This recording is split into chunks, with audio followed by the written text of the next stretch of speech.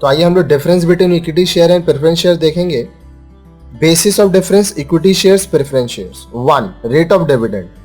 In equity share, rate of dividend on these shares is not fixed and depends upon the decision of the board of directors. तो rate of dividend क्या है, ये fix नहीं है, board of directors जो decide करेंगे वो आपको मिलेगा। Preference shares, rate of dividend on these shares is fix.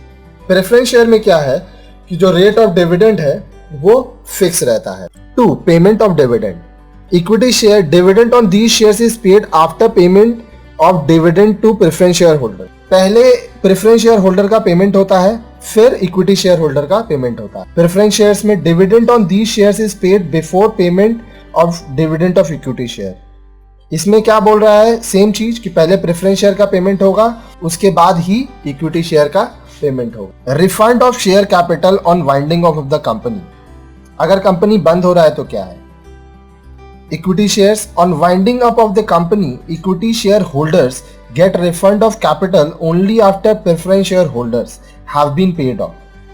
तो कंपनी बंद हो रहा है तो पहले प्रेफरेंस शेयर का कैपिटल पे कर देंगे, उसके बाद आपका इक्विटी शेयर होल्डर्स का कैपिटल का रिफंडिंग होगा। प्रेफरेंस शेयर में preference share holders have a preference over equity share holders in regards to refund of capital in case of winding of the company.